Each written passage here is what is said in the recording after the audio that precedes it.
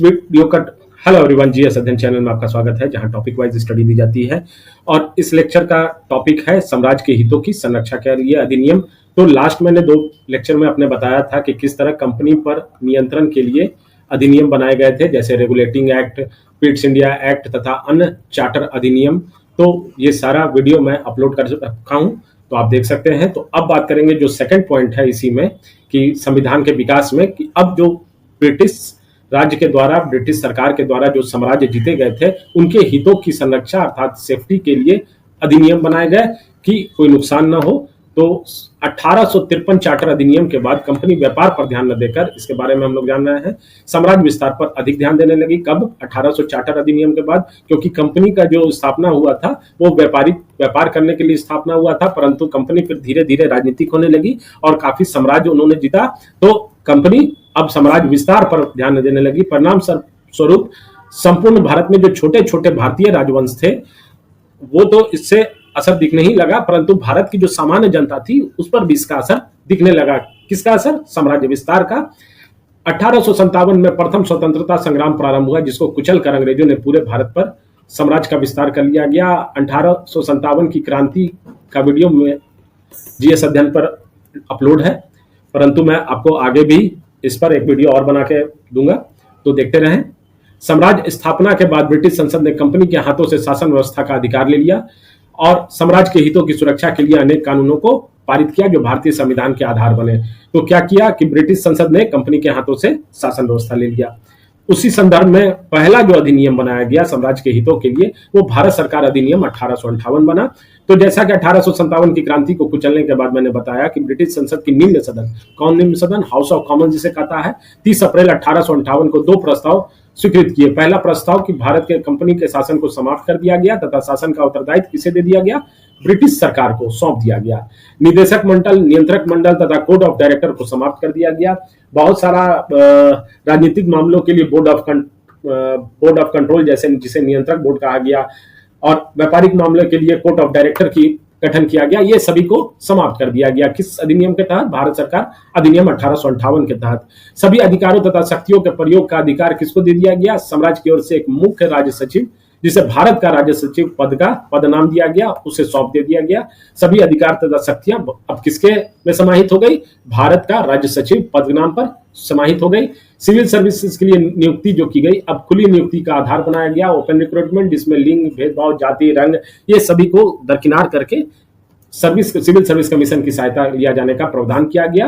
भारत सरकार अधिनियम 1858 के अंतर्गत लेफ्टिनेंट गवर्नर की नियुक्ति गवर्नर जनरल द्वारा की जाती थी, जिसकी स्वीकृति लेनी पड़ती थी किससे? महारानी से ली जाती थी, ब्रिटेन की महारानी से। कंपनी को ब्रिटिश शासन के अधीन कर दिया गया, ये मैं पहले बता चुका हूं।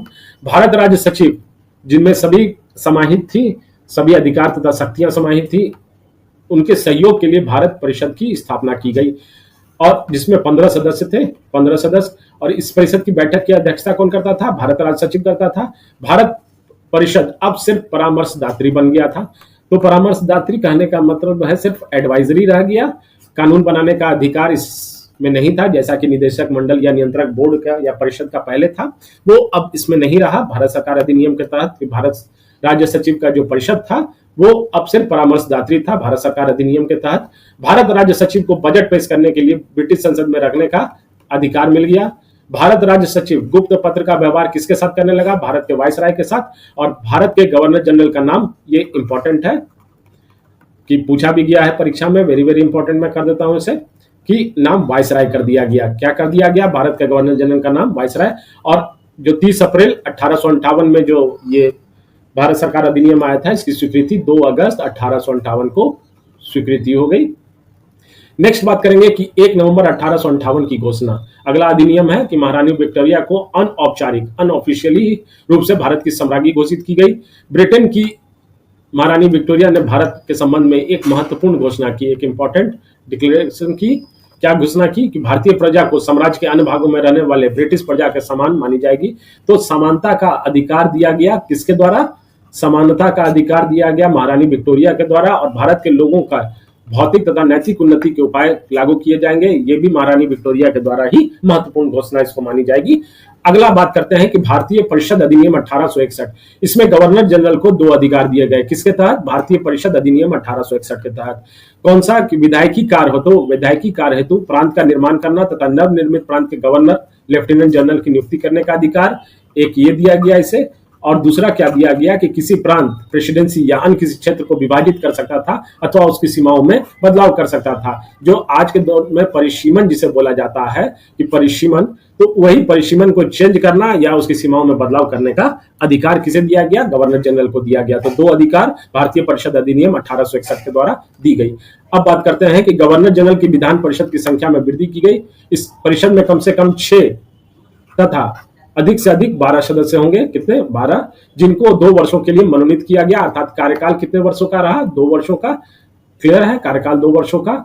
लॉर्ड कैनिंग द्वारा सर्वप्रथम, लॉर्ड कैनिंग के द्वारा सर्वप्रथम विभाग प्रणाली की शुरुआत की गई। अर्थात पोर्टफोलियो सिस्टम की शुरुआत सर्वप्रथम किसके द्वारा की गई? लॉर्ड कैनिंग के द्वारा। याद रखेंगे, आने वाले मल्टीपल चॉइस क्वेश्चन आंसर में ये सब आपको क्वेश्चन देखने को मिलेगा। अगर आप वीडियो देखे रहेंगे तो आप इजी सॉल्व कर सकते हैं।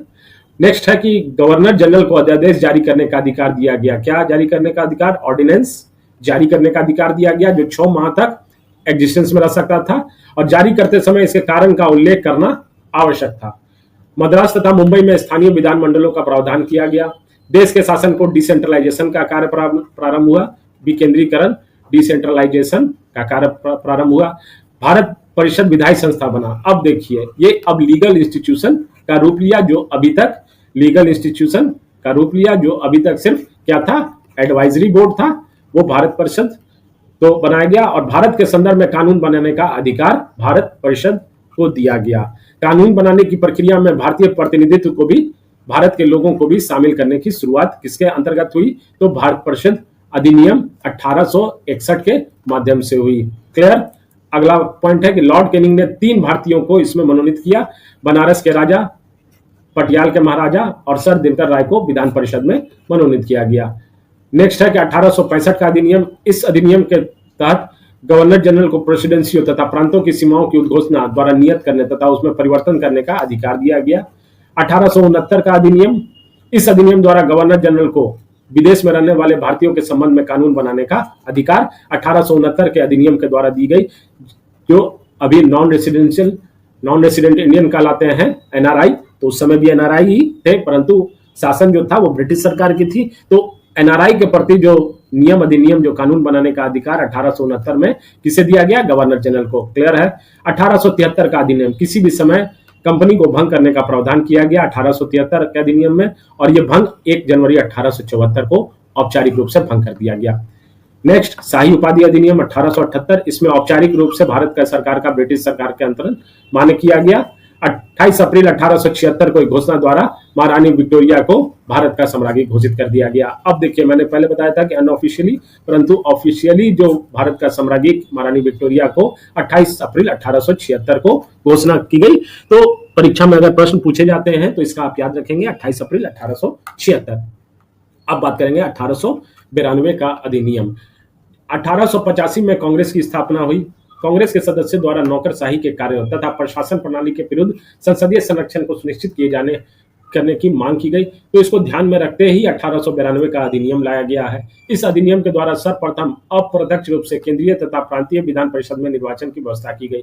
प्रत्यक्ष रूप से नहीं, ये नहीं कि जनता के द्वारा, या अप्रत्यक्ष रूप से केंद्रीय तथा प्रांतीय विधान परिषद में निर्वाचन की व्यवस्था की गई। परिषद के भारतीय सदस्यों को वार्षिक बजट पर बहस और सरकार से प्रश्न पूछने का अधिकार दिया गया। परिषद में जो भारतीय सदस्य थे, जो बनारस के राजा या पटियाला के महाराजा, ये सब तो जो सदस्य थे, उनको सरकार से प्रश्न पूछने का तो अधिकार दिया गया, परंतु मतदान का अधिकार नहीं दिया गया। केंद्रीय विधान परिषद में सदस्यों की न्यूनतम संख्या 10 तथा अधिकतम संख्या 16 निर्धारित की गई। केंद्रीय तथा प्रांतीय विधान परिषद के 2/3 सदस्यों को निर्वाचन द्वारा नियुक्त किए जाने की व्यवस्था की गई। तो अभी तक हम लोगों ने 1892 के अधिनियम तक देखा।